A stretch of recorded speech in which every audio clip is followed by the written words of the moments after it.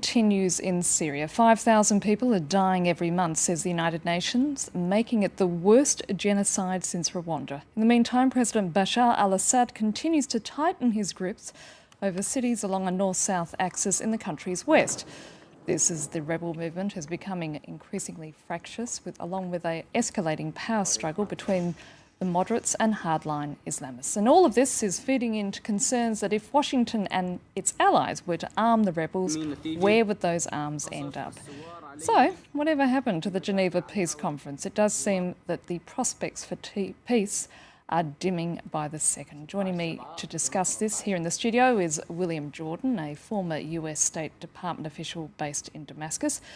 Oleg Kopsev, a Russia specialist from the American University of Paris. From Beirut, Martin Chulov, the Guardian's Middle East correspondent, who's been in and out of Syria on numerous occasions in the last 2 years.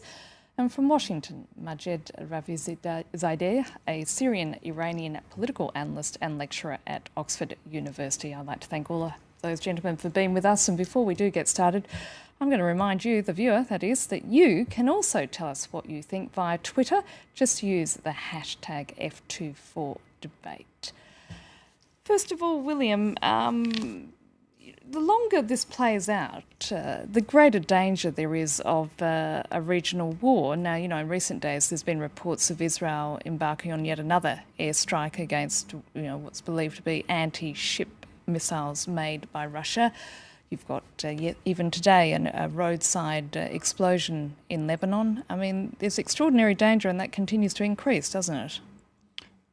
Well, it's been a regional conflict for a while. And I mean, you mentioned Lebanon. I mean, it's the connections between Syria and Lebanon are such that almost from the day the civil war basically became a civil war in Syria, the Lebanese have been involved, whether they wanted to be or not. Israel's involvement, as you pointed out, tends to be somewhat specific.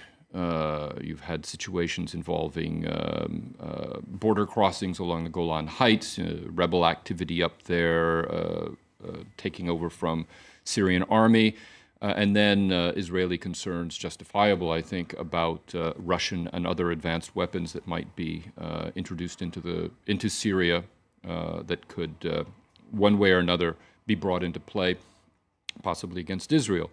You know, but you didn't mention Iraq. I mean, there's the Iraqi aspect of this and all of these claims that the Islamic State of Iraq, the Al-Qaeda affiliate there, is sending weapons and people into Syria.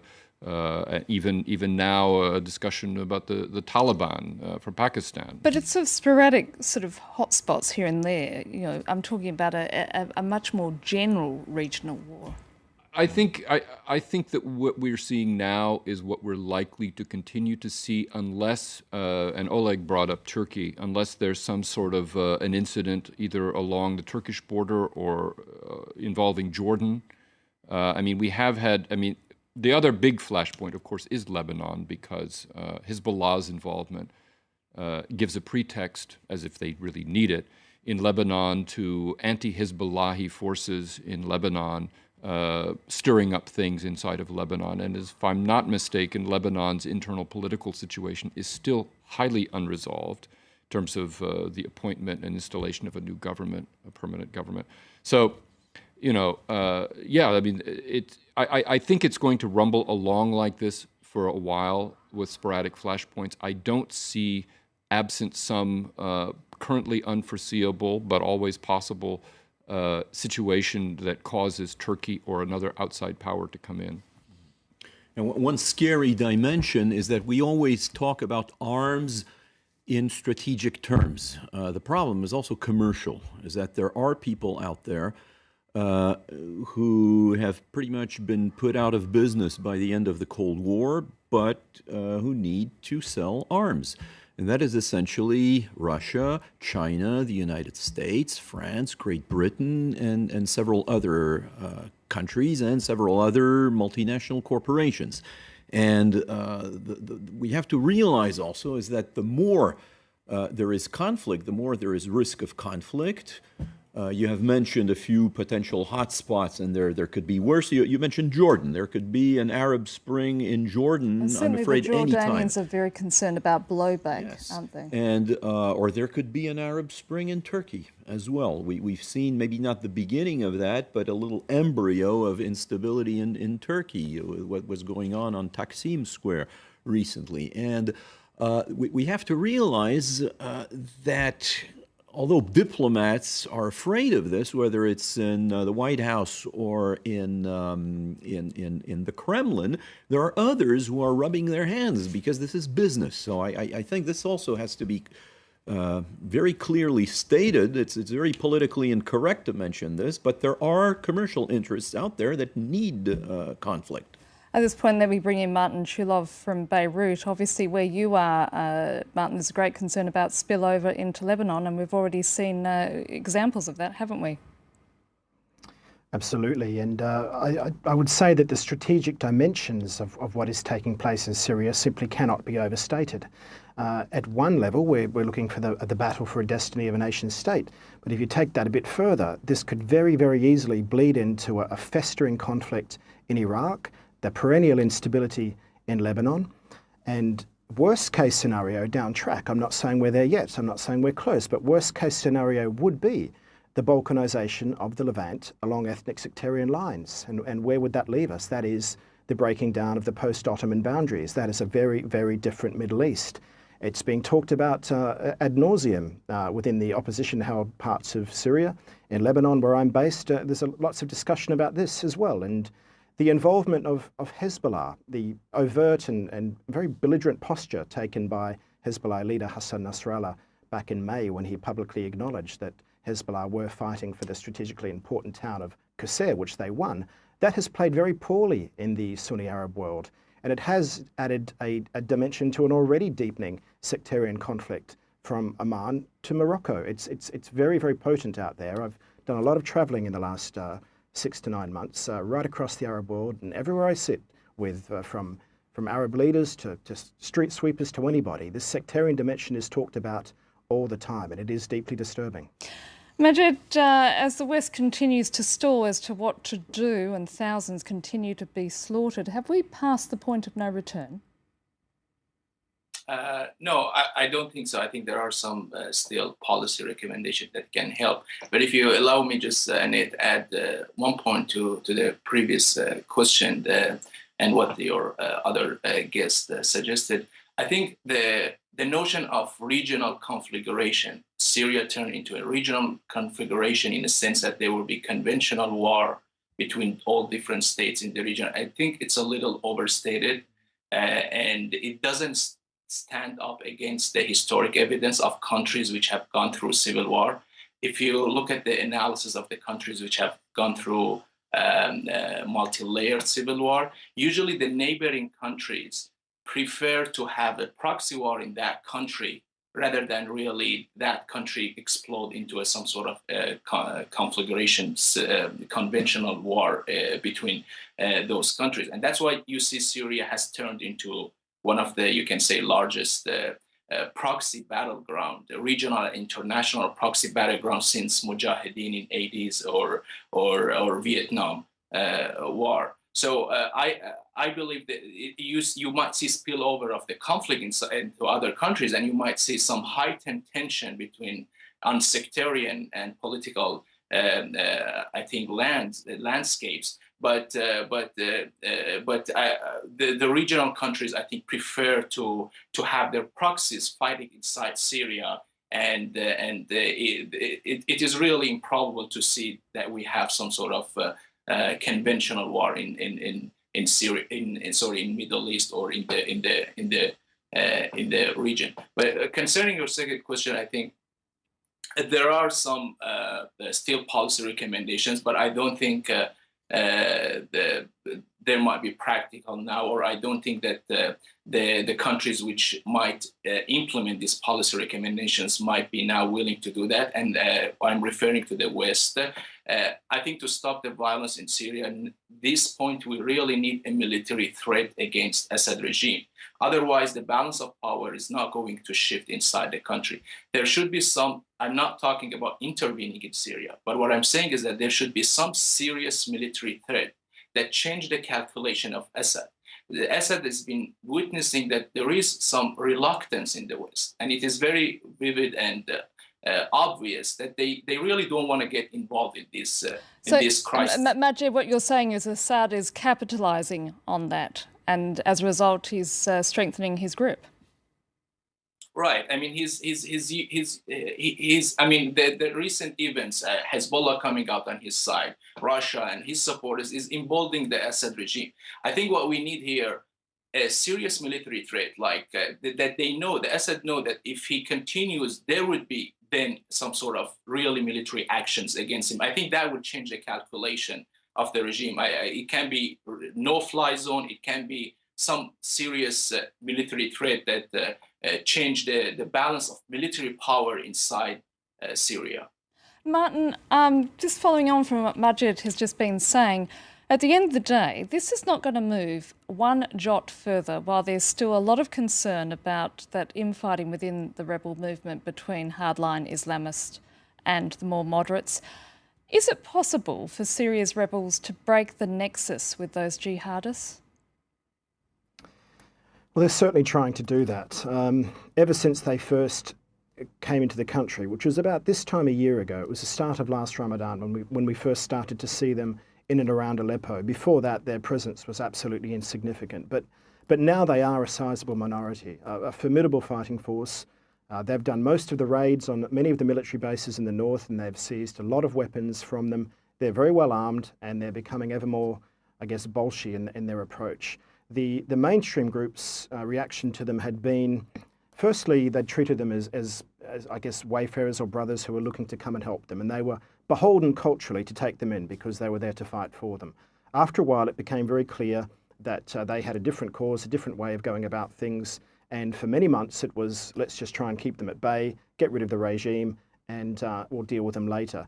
As this has dragged on, it's now increasingly obvious that the regime isn't going anywhere fast and that the jihadi presence needs to be dealt with. So part of what we're looking at now is a creeping awakening of sorts, the same sort of thing we saw in Anbar in 2006 in Iraq, where the tribes, the local communities rose up against the jihadis who had overplayed their hand and were ever more involved in tribal life. They were executing, they were imposing a very strict interpretation of the Sharia law. There is a groundswell of this sort of movement in parts of the country, Hasaka, Raqqa, Aleppo and Idlib, and even in the Latakia area, where we did see one of the Free Syria Army commanders attacked and killed this week by a jihadist group. This could go one of two ways. It could either weaken the growing hold that these groups have on parts of the country, or it could embolden communities and other groups among this, I guess this patchwork quilt of the opposition to fall in behind the Free Syria Army and chase these guys out of town. We're at this phase now where this is all being played out. I don't know how long it's going to take, but I do think it is going to derail opposition efforts to advance into areas of the country in which they're keen to get to for quite a few months yet. William, where does Washington stand in all of this? Publicly, I think Washington's message is a bit naive and is a bit out of touch with the reality on the ground. I mean, behind the scenes, it seems very clear from the reporting that I've seen out of Washington and from what I've gleaned talking to people that they understand what's actually happening. I suspect there's a lot of hair tearing in Langley, where the CIA is, as well as the State Department, over the fact that the opposition military council is so inept at being able to manage a centralized campaign of any kind. And there's a lot of discussion in Washington, between the administration and Congress in terms of finally giving arms to the rebels, in terms of how that's going to be done to prevent sort of the bad Islamists and the jihadists from getting these weapons and being able to use them. And I've said on this platform many times in the past that that's a fantasy. I mean, it's completely stupid to believe that you can somehow give weapons to certain people, and they won't fall into the hands of the other people. Battlefields are, by their very nature, chaotic. And messy places. Exactly. We saw in Afghanistan that a lot of the very people we did not want to get the weapons, or would never have thought we wanted them to get the weapons, ended up getting them. And we either spent a lot of time trying to get them back, or we later found them turning up in other conflicts. And that's what the Russians have been telling, or even that's the main issue of the Russians against the Americans, even from the days of Afghanistan. They say, look at what you have done to fight us in Afghanistan. Look at the mess that you have created against us and against yourselves. So that also explains the extremely inflexible position of Russia as well. And the more naivete, as you say, there is in Washington, the more there is inflexibility and Bismarckian realpolitik and almost Machiavellian politics in the Kremlin. Majid, certainly for those Western governments and their concerns about arming the rebels, there's all sorts of worrying questions. For instance, what if those weapons were used in a sectarian massacre of Shiites and Alawites? What if the jihadis got hold of them and used them in a terrorist attack here in Europe? I mean, it's an absolutely logistical nightmare, isn't it? I think from my perspective, the main reason that they're not delivering arms, I think the main reason is not really that they might fall in the hand of the Islamists. I think that's a concern.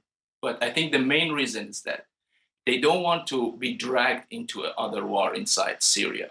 And that's why you see reluctant really to deliver arms to the even those groups which are considered the legitimate groups and representative of the Syrian people. I don't think the West really, because of two reasons, they don't want to get involved in the other war in the Middle East. One is the public opinion.